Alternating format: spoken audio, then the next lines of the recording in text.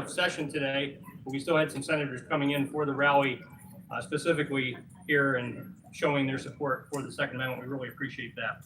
House members in attendance, many of them are behind me. Representative Mike Armanini, Representative Bernstein, Representative Tim Bonner, Representative Rosemary Brown, Representative Marty Causers on our leadership team in the Republican caucus, Representative Bud Cook, Representative Culver. Our speaker, Representative Brian Cutler, is here this morning, Representative Eric DeVanzo, Representative Russ Diamond. You're going to hear from Representative Matt Dowling. Representative George Dunbar is on our leadership team. He's here in the Republican caucus.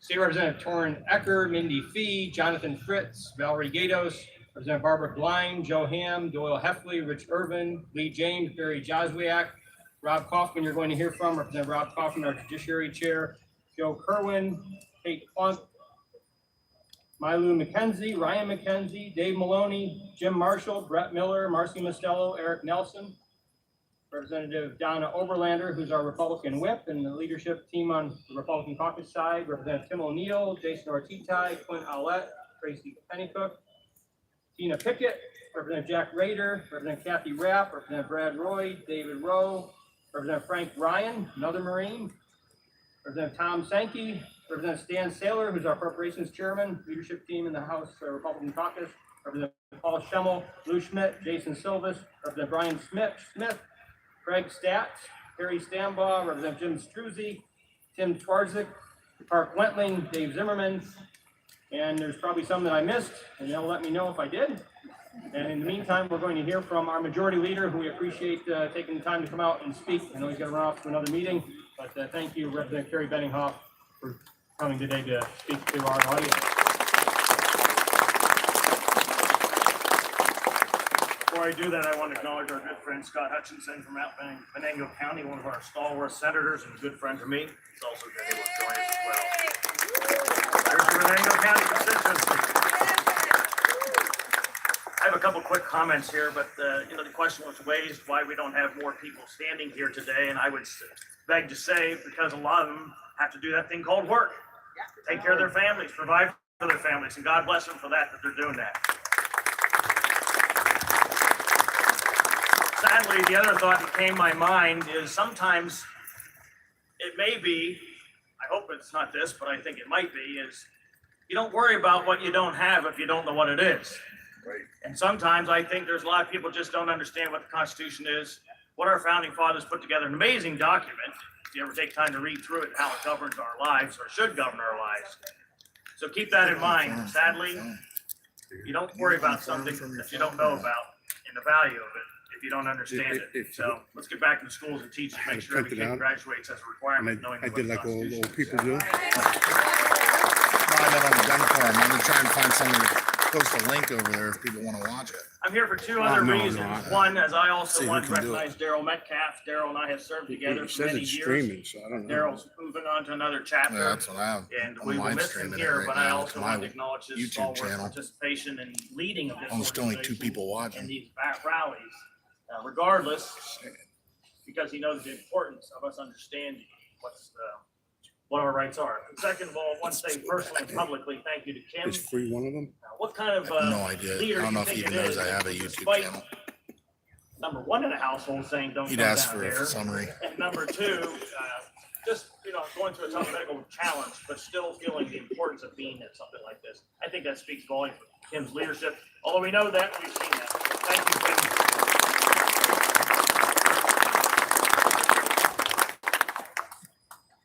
Well, here we are. We're on the cusp of yesterday's 21st anniversary celebration of 9/11. I wonder how many people just went on with their day and didn't think much about it. I remember how different people behaved not long after that, but I told the story at a scout ceremony yesterday about trying to enter the building here on 9/11. It was about 9:10 in the morning, and for the first time as a free American, I was told I couldn't go in a public building. I couldn't believe it. I asked again, and the guard gently said to me, I'm sorry, sir, you can't enter the building. And as I fumbled for my identification, the third time I he just see if said, somebody could post a sir, link. I only got 2 people it's a matter of watching. national security. To this day, I still get goosebumps thinking about that. And I remember him telling me, if you live nearby, go home and turn your television on. Well, that's about the time second plane had already hit the other building, and we had one heading eventually to Shanksville, and there was concern it was going to enter here or the court building. I mentioned that for one another, ushering me Send a link away, in the not because he liked me, Signal. to protect me. And he stood there in harm's way, not knowing what was going to happen, what might hit our building next. And he did that out of a sense of duty. You're here out of a sense of duty. I'm here out of a sense of duty. And I think we need to remind people. The Constitution says shall not be questioned. That's why we're here today. Those words in Article 1, Section 21 of our state constitution tell everyone that our right to keep and bear arms in Pennsylvania means something more. Think about those people. I have the right to speak. Yes, they do. They have the right to gather. My question to them is, what are you going to do to make sure you ensure that? It's easy to claim your rights. My kids and I used to do that sometimes in the car. I have rights, not in this car.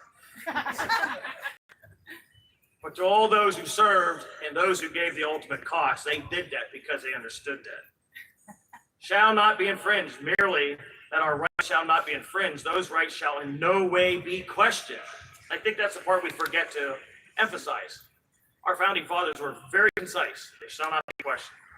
It seems odd that we even have to be talking about that and be fighting for the fact it shouldn't be questioned. Here in the House of Representatives, I'm proud to say that we are fighting for our gun rights because they are liberties, not just the individual right itself. This session, we advanced two major bills, one constitutional carry out of the House, drafted by our good friend Matt Dowling, who's also a very good leader in this area, as well as advancing municipal pension preemption laws, that local municipalities can't pass their own gun laws outside of what we do here in the State House.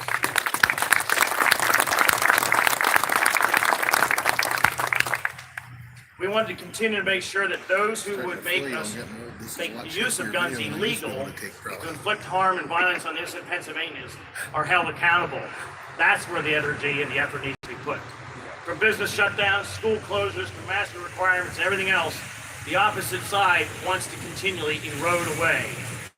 An uninformed public, one that's not paying attention, not remembering what's in the Constitution, will have all rights eroded away, including the freedom of speech. We're here to stand up and to fight to say that not just. That's right. You know, sadly, following another summer of significant gun violence in one of our largest cities, what's the other side want to do? They want to defund the police. They choose to stand in harm's way to protect the rest of us. They want to open the door, get them out. What they ought to be doing is fund their cities, take guns from the illegal people, not take away guns from the legal people. That's it. People are doing nothing wrong for having their rights infringed upon. I say to them, do your job, protect the streets, protect those who are working hard and following the law. Jail, convict those who choose not to. Responsible gun ownership is not the problem.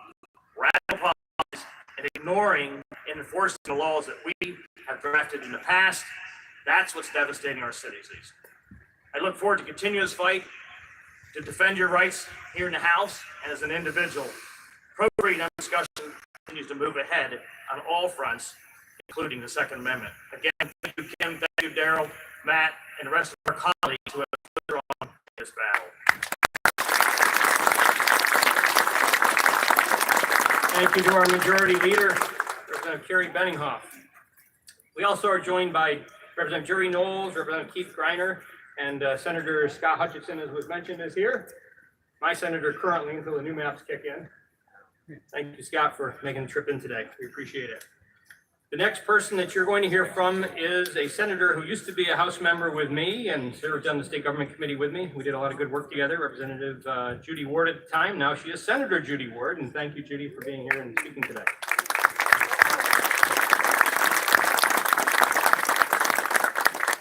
Good morning, everyone. What a pleasure to be here. And I am so proud to stand with my colleagues in the House and the Senate, men and women who aren't afraid to be here to defend your rights, all of our rights to bear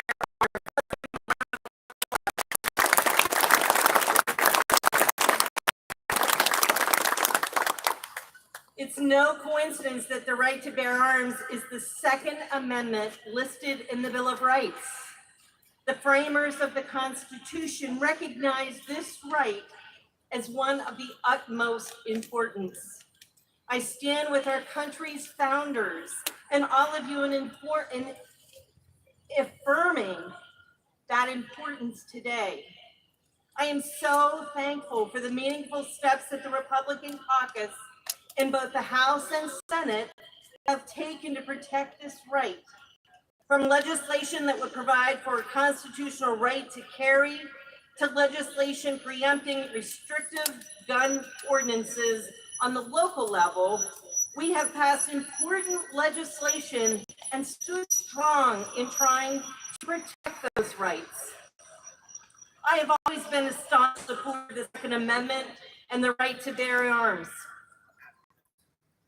My father taught me how to shoot when I was a young girl, not much older than my friend down here in the front. And I'm very proud to vote and work with my colleagues to support and advance legislation to protect that right. Very few things could be more important. I want to thank you again for allowing me to speak today. God bless all of you and God bless our great nation.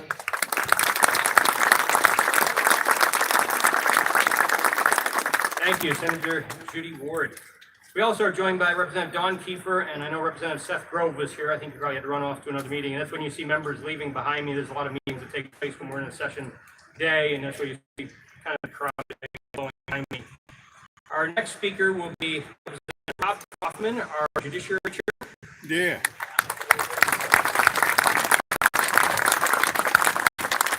Good morning, friends and patriots. It's great to see you all out this morning, and yes, I do consider you patriots despite what others may say, even you with that Ultra MAGA shirt on down there.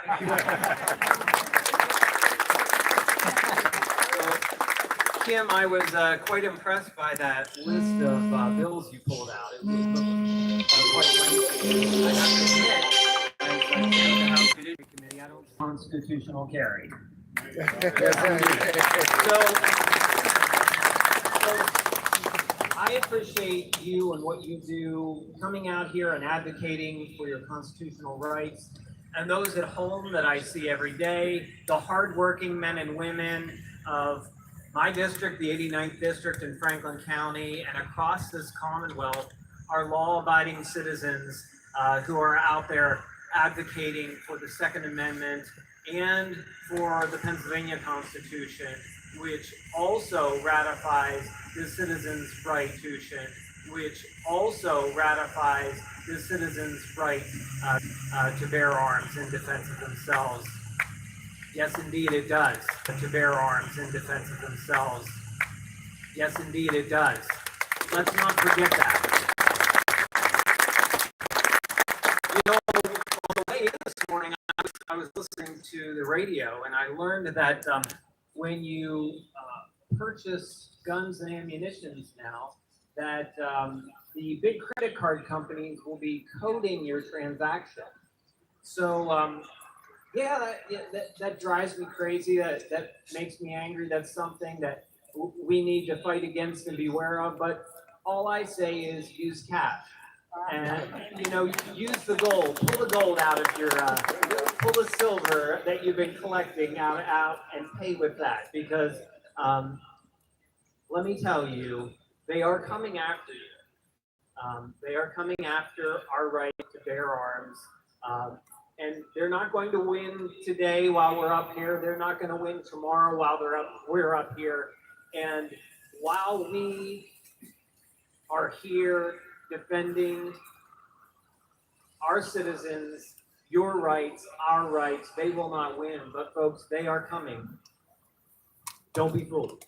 They are coming after our right to bear arms. And the only thing that stands in the way of our way of life and what you're seeing in many countries around this globe is the Second Amendment and our right to bear and keep arms. So thank you, Patriots, for being here.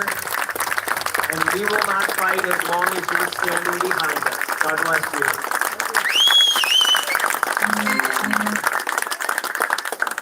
Thank you, Representative Rob Kaufman. Rob is our Judiciary Committee Chairman. I think this is the second year that he spoke as Judiciary Committee Chairman now, so we appreciate his willingness to speak because it's an important committee for those types of bills that Kim Stolper was discussing, both the bills that look to infringe on your right to bear arms and those that want to advance your right to bear arms. That's the committee that they normally go to. So thank you, Rob, for doing a great job for us in that committee chairmanship and stopping the bad stuff and promoting the good stuff. Thank you. We appreciate it. We had two out-of-state speakers coming in today, and our main speaker was able to make it in after two flights. I think two planes that had problems last night, and she made it in. And I was surprised to see her this morning because my staff had called me last night after I arrived here in Harrisburg and was at the hotel and received a call saying, well, Nikki's flight, she's had two planes, mechanical issues, and the pilot said they're going to try and get her there. So the pilot did a good job. We got Nikki here. Nikki Goser. She is the author of Stalked and Defenseless: How Gun Control Helped My Stalker Murder My Husband. A horrible, horrible, tragic situation for anybody to have happen to them, to live through, and for the courage and the sacrifice to write a book about that horrible, horrific crime that was committed against her and her husband, and for her to then be willing to speak to us about it and speak to you about it. We really appreciate Nikki's willingness to be here today. Nikki Goser.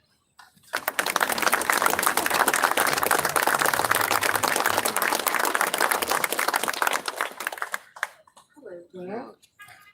All right, so I have to kind of hesitate a little bit before I can speak somewhere. When I'm asked, I think, am I going to be able to get through this talk without breaking down? Sometimes it happens, sometimes it doesn't, but if it does happen, just give me a minute and I'll get back together, I promise. So my name is Nikki Goser. I'm Executive Director of the Crime Prevention Research Center, and I am a victim of a violent crime. A crime that so many call a gun crime or gun violence. I don't call it that, I call it violence, because violence is a behavior, it is not an object. I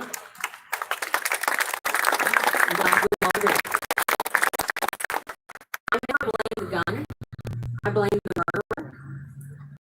I blame those who stand for laws that make good law-abiding people helpless.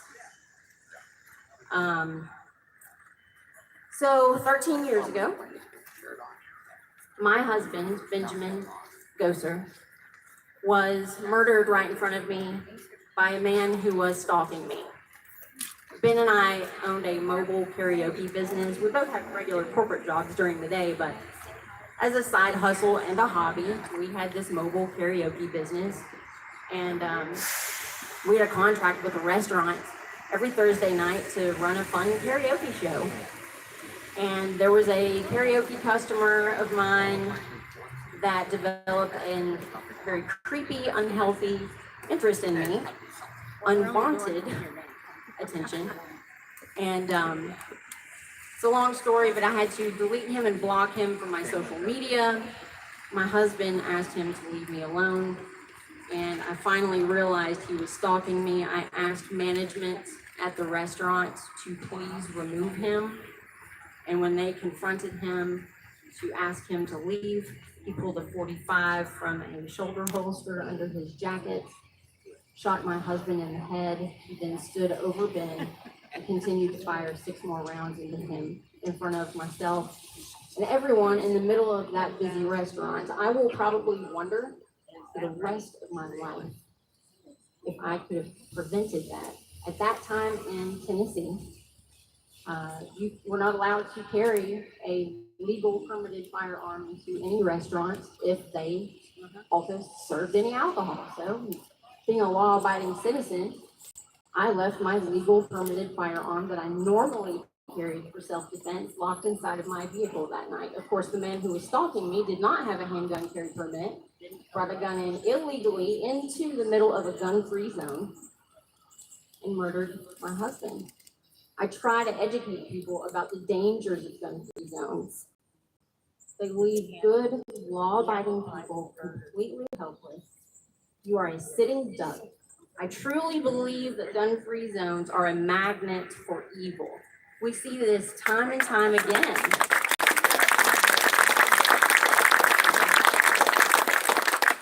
Time and time again, we see on the news where these horrible mass public shootings occur. And you know what? It's awful, it's horrible. I don't think any of us want bad guys to get guns. But let me tell you, there's not a gun control law you can put out there that a bad guy is gonna follow. All they do is affect good law-abiding people. You have to stop and ask yourself, who is most likely to follow these laws? It's the good law-abiding people, the people who care about the penalties. I mean, look, if you're a bad guy and you want to commit suicide and you want to go out in a big way, you want to kill as many people as possible, you want to get as much news coverage as possible, you're ultimately going to kill yourself. Do any of the penalties matter to you? No. But to a good law-abiding person, losing your handgun carry permit because you carry someplace you're not supposed to, that matters to you because you want to be able to protect yourself and your loved ones. Going to prison, that matters to you. That matters to all of us. So all of these laws do are hinder us and our ability to protect ourselves and our loved ones. And I just want to say this, all of these people back here, as a victim of a horrible violent crime, I support all of these people. They care about victims. I want you to know that right now. They care about victims, and there are victims of gun control. They understand there are victims of gun control. We all should have the basic human rights of self-defense, and I am absolutely in support of these people, and I am so glad, as a victim, that they are standing up for our basic human right of self-defense. Thank you.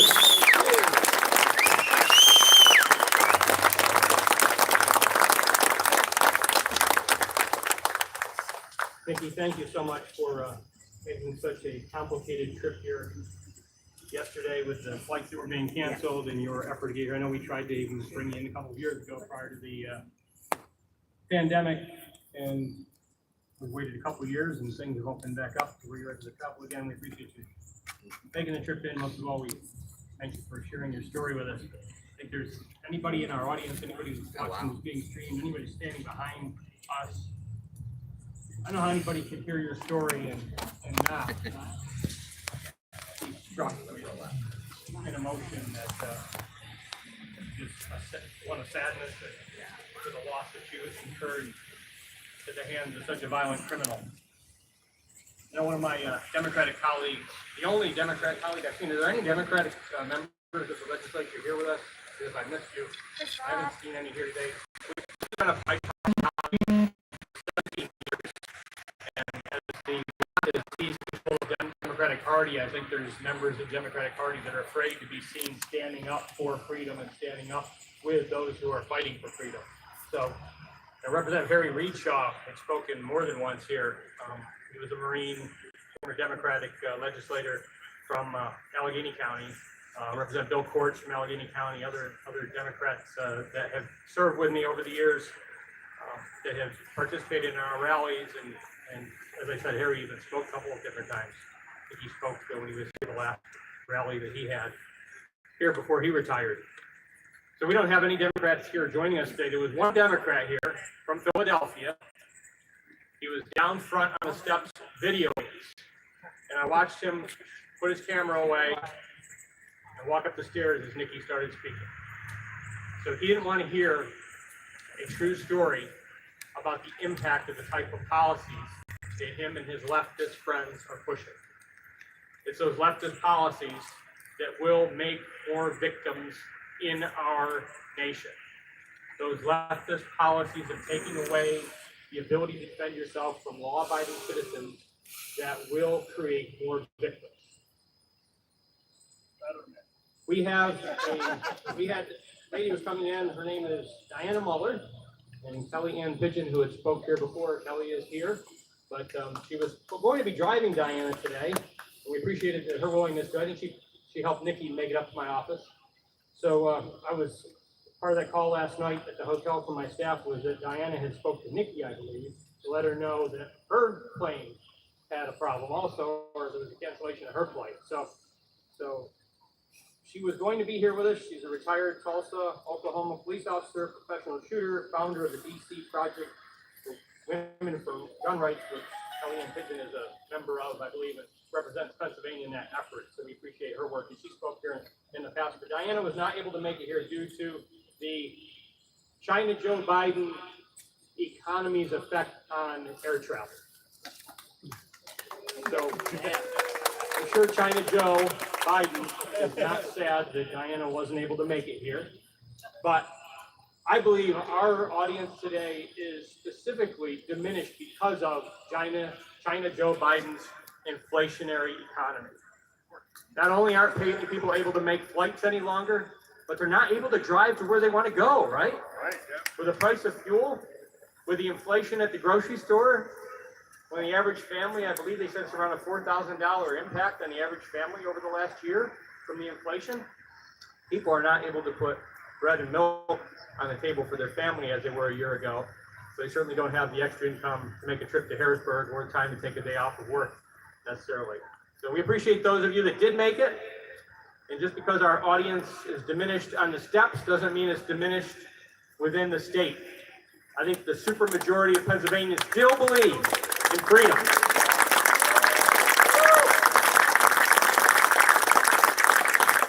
Representative Matt Dowling is who you will hear from next, and he is the chairman of the Second Amendment Caucus. And we appreciate Matt's service in that role. He's done a great job as the Second Amendment Caucus, keeping members aware of bills that are being introduced and opportunities to stand up for the Second Amendment. So Matt, if you could join me at the mic, appreciate your service. Thank you.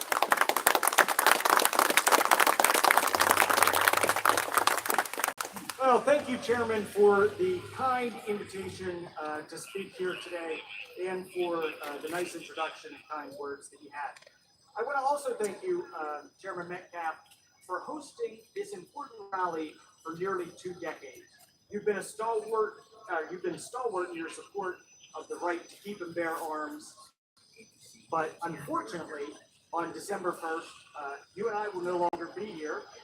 But fortunately, we have a large contingent of colleagues, which you've seen today, that we know will continue to stand up for your rights to keep and bear arms.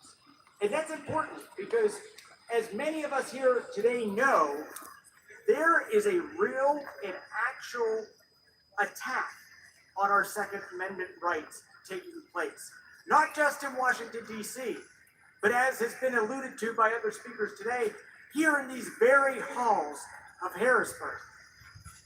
You know, this morning when I woke up, I reached into my nightstand and I noticed 2 books that I keep in there. One is the Bible, and the other is an annotated copy, excuse me.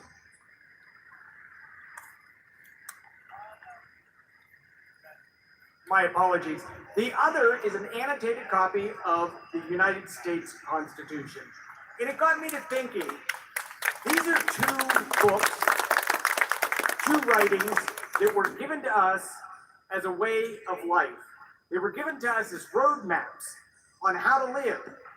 And it also struck me at that time that these 2 writings are perhaps the most widely interpreted documents that have ever existed. I ask myself the question because of that, are they open to interpretation because they're vague? Now that's not my belief. I think that many attendees here today would agree that both are pretty black and white. Love thy neighbor seems pretty self-explanatory to me. And so does the right of the people to keep and bear arms shall not be infringed. In In the Pennsylvania Constitution, we have another black and white sentence that reads, "The right of the citizens to bear arms in defense of peace, themselves, and the state shall not be questioned." My belief is that neither the Constitution nor the Bible are vague or hard to read, hard to understand. What I believe is that those that disagree with what's in them allow them to be open to other interpretations, simply because they dislike what they stand for. You know, each new session, within mere weeks, we're plagued with dozens of pieces of additional legislation that aim to systematically strip law-abiding gun owners of their rights. Red flag laws, bans on certain firearms, limits on the size of magazines. I believe we need less.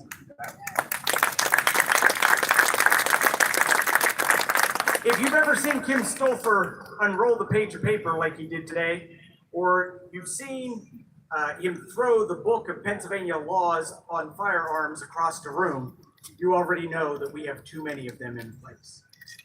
Legislation we need most in Pennsylvania would clarify and protect our rights, not further restrict them, or even worse, leave them up to the interpretation of our courts.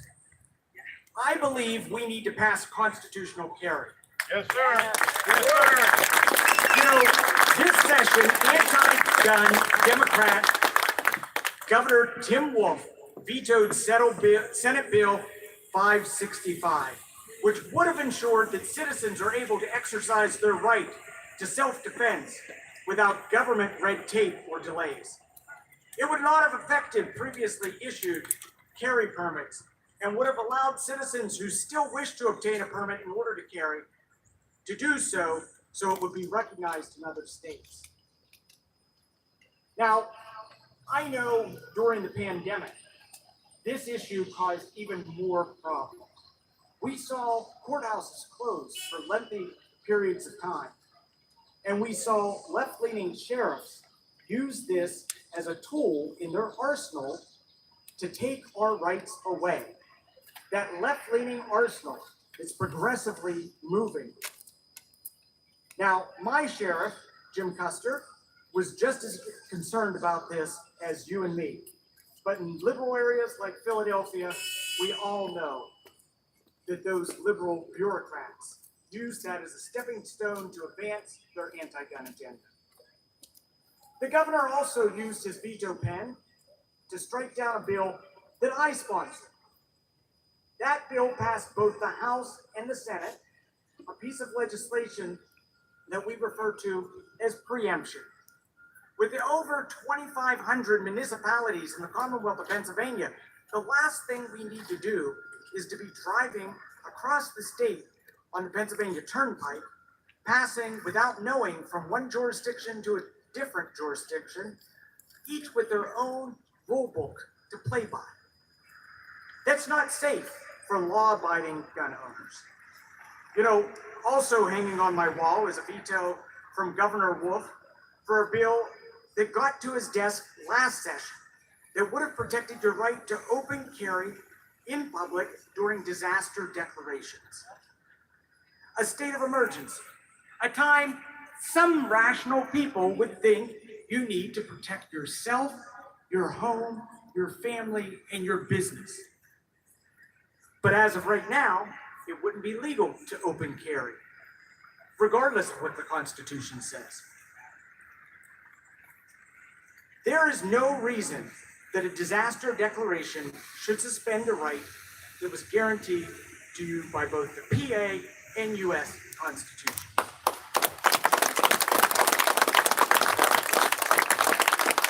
And before I move away from this legislation, I want to remind you all that a state of emergency is not just declared for an act of God, like a blizzard that lasts only a couple days. Disaster declarations are now declared when buses collapse on unstable bridges in Pittsburgh, or in response to the opioid crisis, a declaration that lasted for years. I hope all of these bills continue to be brought up, and that one day a governor who recognizes the Constitution will allow them to become law. Now this brings me to my final point today, and since this is a legislative event, I can't endorse any candidates for any office, but I can speak to you about the importance of vetting candidates properly and knowing where they stand on your gun rights. Ask the hard questions of those running for office, and when they get into office, hold their feet to the fire. Today, walk up these steps and into that building and knock on the door of your state rep or state senator. If they've been protecting your rights, thank them. And if they haven't been, ask them why. You know, it's important that the good people behind me see your support and see the fact that there is a passionate body here in the Commonwealth of Pennsylvania that believes in our Second Amendment rights.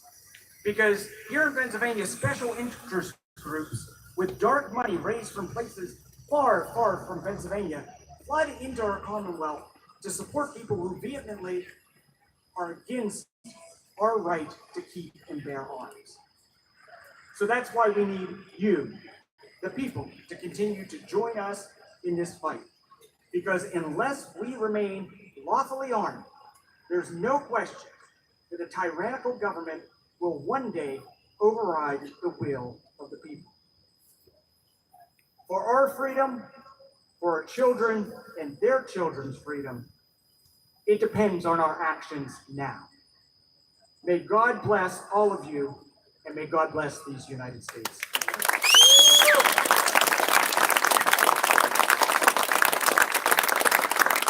Thank you, Representative Matt Dowling.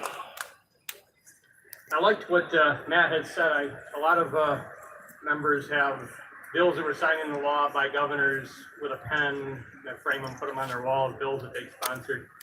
I hadn't heard of any member ever hanging vetoed bills, so that's a new twist. He has 3 vetoed bills. Good job. Because we had passed preemption years ago. It was a bill that we worked on, Kim Stouffer and I had worked on many years back, starting that push for penalties against local governments. Before I came in the legislature, there was a preemption law passed saying local governments can't make their own gun control laws. But local governments ignore that. And they've been sued over and over in our courts to stop them, to try and stop citizens from having to spend so much money in lawsuits to enforce the law. Kim and I had come up with some legislation that we put together based on what Florida had done to go after and penalize local governments that create their own gun control measures. So that law we worked on over the years, and ultimately we had some version of that signed into law by Governor Tom Corbett at the time. And it was in another bill that was cracking down on metal stuff that I had drafted, and the preemption was slipped in there while it was over in the Senate. And then we ended up being sued over it, and the court said that we couldn't have 2 subjects like that, even though they were both in the crimes code. We could no longer do that, even though it had been done 10, 15 years prior routinely. So just another way to stop good legislation from remaining is for an activist court sometimes to determine that the legislature really didn't do what they should have done, even though it was a legislative process that it came through. So we are back at it. We've passed it. It's been vetoed. Matt Dowling was the author of that this last time, as he said there. And we appreciate Matt's work on that issue. It's an important issue, and hopefully somebody in the next session will pick it up when Matt and I are no longer here in the next legislative session that starts December 1st. Dave Millard has also been with us here today, and Dave's been, I don't know if he's ever missed a rally. I think he's been at pretty much every rally. So thank you, Dave, for being here with us again today. And Representative Bud Cook had come up and mentioned to me before he had to leave that he believed Facebook was blocking any posts that were related to our Second Amendment rally today. So kind of expected. I put a post up I put a post up at my desk in the Capitol this morning. I took my picture and put it up saying that I was preparing for the rally today, and then a couple of our speakers coming in from out of state had been victims of the China Joe Biden economy regarding air travel. So right away, as soon as I put it up, I started getting several hits. People like. All of a sudden, it slowed way down. So they caught me again with their algorithms and not wanting to, but wanting to censor what people are putting out there. Our next senator who's batting cleanup for us, and I received a call this morning from Chris, like 7:08, I think this morning. I was in the office already, and I missed his call. I was there, and I saw, oh, I missed a call from Chris, so I called him back. He was still home, and he had made me aware that he had some problems at his house with water coming into the house, and had some folks scheduled to come take a look at the problem, and had made arrangements so they could get in the house when he wasn't there yet, and he was on his way. So he told me I might be a few minutes late, but I don't think he was late even. I think he was here on time. And Senator Chris Dush, a member in the House with me, had served on the State Government Committee with me as Senator Judy Ward had years ago. And Chris did a great job as a representative, doing a great job now as a senator. And we appreciate his service in the military as a veteran that he retired from, and we appreciate his service in the House and now in the Senate and his work for freedom. Thank you, Chris. Thanks for being with us, and he's going to back clean up for us now.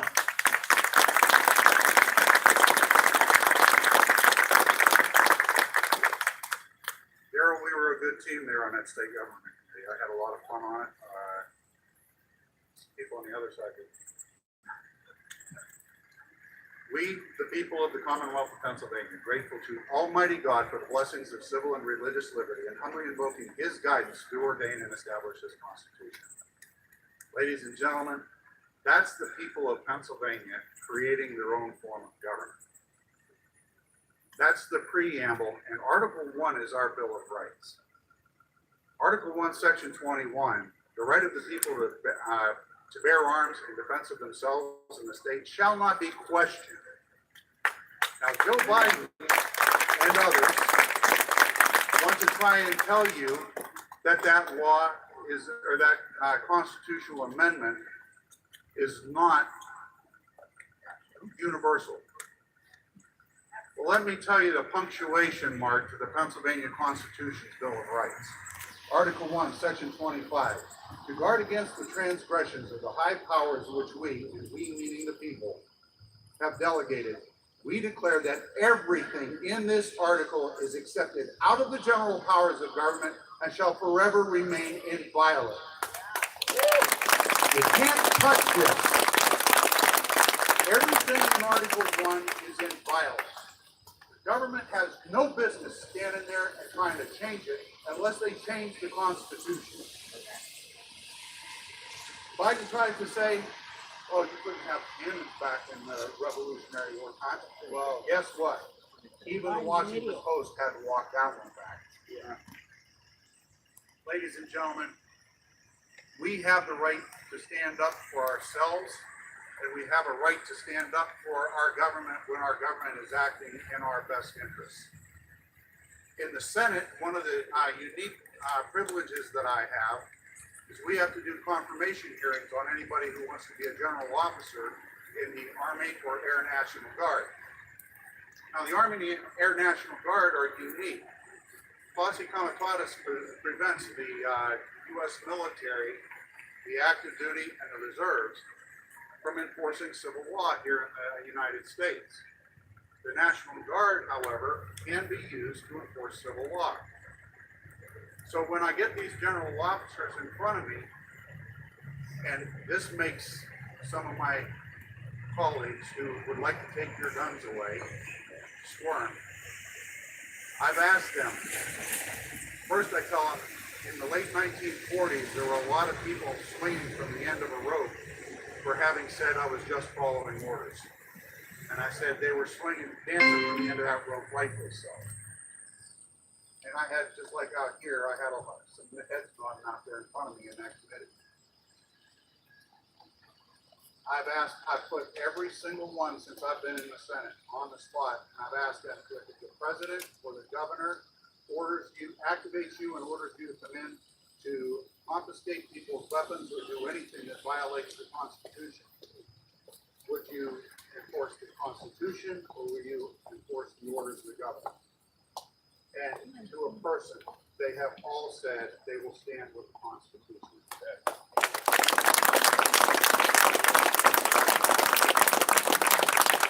And I'm not kidding. I had people on that committee squirming. Because like Hillary Clinton, when she turned to Bill Clinton, when those aircraft flew over at his inauguration, says, those are our aircraft. Or when Joe Biden tries to tell you that, well, your AR-15 is not going to do any good against an F-15. They're willing to turn our military against us. They are willing to turn our government against us. Joe Biden says he's going to arm 86,000 new IRS agents.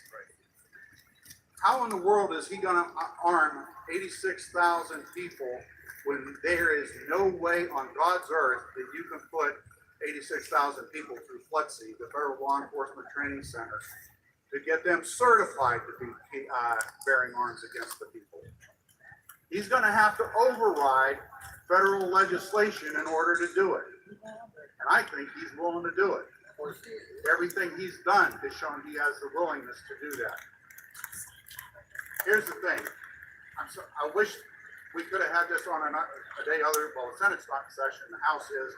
We had a lot of our colleagues had to take off, but I got to tell you, I'm grateful for all of you sticking around. One of the things I try to do when I'm talking about our republic, and by the way, get Max Ferrand's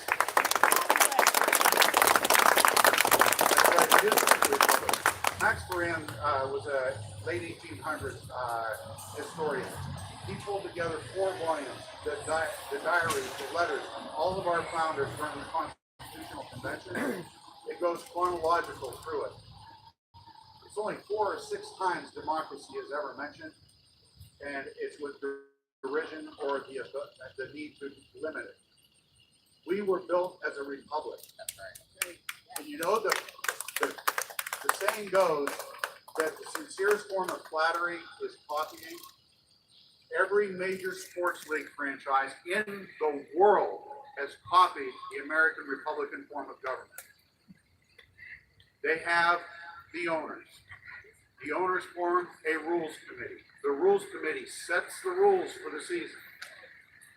Then you have the players and coaches, and then the referees. Look at our Pennsylvania Constitution.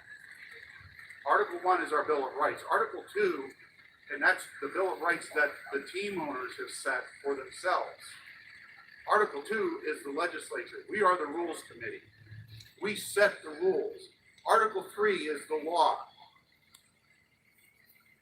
Our Constitution was crafted literally and figuratively to make it plain that the executive in Article 4 and the judicial branches in Article 5 are under the law. They cannot violate it. They cannot circumvent it. They are under the law. We are the sovereigns here. We've got to start acting like it. We have got to get our people aware of civics and get them to understand it. If you look back to my example with the sports franchises, if the players and the coaches and the referees, in our case, the executive branch and the judges, start changing the rules on the field of play, there's going to be chaos on the field, on the sidelines, in the stands, and in the owners' boxes. And we've seen that in our elections. The Supreme Court wrote legislation from the bench to create a ballot drop boxes and other situations that were ultra vires acts, things that they are not allowed to go and do. They have to stay in their lane. It's time we started forcing them back in their lane. Yep. God bless each and every one of you. Get your friends and your family out to vote and make sure that you stand. You can't sit back. God bless. Thank you, Senator Chris Judge. And I knew Chris was the right one to do cleanup on the speaker's agenda today as I was putting together the lineup for today last week. I thought, well, Chris will do a good job doing cleanup and pulling it all together. Thank you, Chris. Appreciate the references to the search of the history on the Republic. And it's our Republic if we can keep it, right? Absolutely. And I just want to say today, last week on Friday, I was talking with my staff at the district office, and we were lacking in having coverage for our legislators here today and for the podium. And I closed the business Friday. I talked to our video staff. So I think we've got a tent for the camera, and we have one for the podium, we believe. And then I got a call on Saturday from Mr. Stoker, who works with Kim Stolfer, and he was good enough to try and secure 2 tents, and he got them here today and didn't have a lot of help to try and lug them up the steps, and we weren't able to access the back driveway here. But I was telling my wife and daughter about it, and I think that either both or one of them mentioned, like, we need to pray for good weather. And I prayed last night that we would be blessed with good weather today, that the rain would be held off from us. And I prayed again this morning, and God answered our prayers, and thank you to Almighty God for keeping us dry during the rally today. Thank you to Almighty God for his many blessings for this free nation that we live in.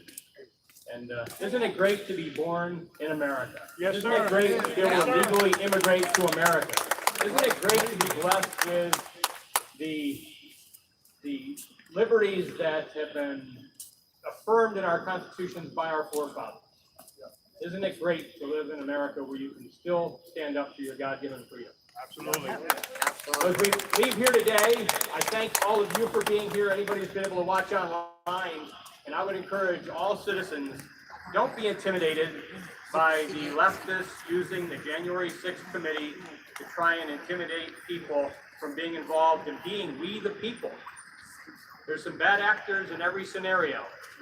They shouldn't be allowed to use bad actors and paint 50%, I believe it's more than 50% of the country into one column. They should not be able to marginalize Americans who believe in freedom, who believe in what this nation was founded for and on. We need to stand up as Americans for our freedom. It's a time, as Representative Stephanie Borowitz had mentioned, we need men and women with steel in their backbone. We don't need weak-kneed, weak-backboned individuals in this building or standing up for freedom. We need strong people standing up, men and women standing up for their freedom.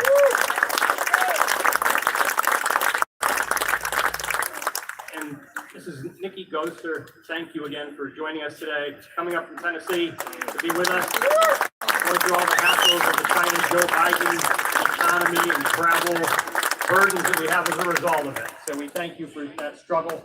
I know you're going to join us in the office after. We appreciate you sticking around for a little bit. And any of our other speakers, please join me in the office after we're done. Now, in the past, and you've seen, we moved this outside over the years because we had so many people in the Capitol that they didn't want us to do it inside any longer. We had people that couldn't fit in the rotunda. They were lined up down the wings of the Capitol, not even able to hear our speakers as a result of having too many people. They shut the doors down and didn't let anybody else in. And we had former Ambassador Alan Keyes as a speaker one year, Wayne LaPierre, Larry Pratt from GOA. We've had a lot of great speakers over the years, and me not mentioning them doesn't show any lack of respect for their ability to step up and speak on behalf of the Second Amendment. We've had a lot of great speakers over the last 17 years. I'd have to sit down and research all of them that we had because we had so many. And I thank all of those individuals over the course of these 17 annual rallies. I'm going to be working with some of my colleagues who plan to come back after the November election and after the term ends. They'll be back here in December if they're victorious in November. So I'll be working with some of those colleagues to talk about who can carry the rally forward, since it was a creation of myself and Kim Stolfer and some of the volunteers that used to meet with me when we founded this 17 years ago. So we're hoping it carries on because we need an active effort on these steps in that Capitol to defend the Constitution and defend the Second Amendment that ultimately is there to defend the Constitution and defend all of your rights.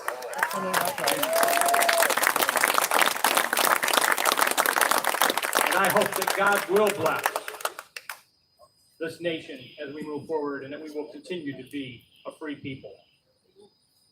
But we have to work to defend that liberty. And citizens need to step forward and not be afraid and not fear. Ultimately, they need to trust God and stand up for what's right. Y'all have a great day. Thank you. Thank you.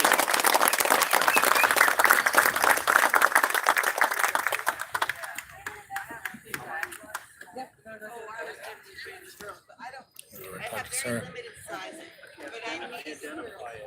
but It's Midnight Train, right? No, Which Black one? Cat. Which one? Black Cat. Black Cat. Yeah, Yes. Rob. How are you doing? Good. I was like, I know this face. I know this face. I'm glad you're here. Yeah. Can I get a picture together? Sure. Here, I'm live streaming it actually. Awesome. Where is it? See if anybody knows who. I think most of my viewers probably know who you are. Say hi, Sarah. Nice. If It's so cool. you don't to see know, them. holdmyguns.org. There you go. Very cool. Yeah, I showed Good up to day. live stream it. I was actually Awesome. going to shut it down, but Nikki did a great job, huh? oh yeah.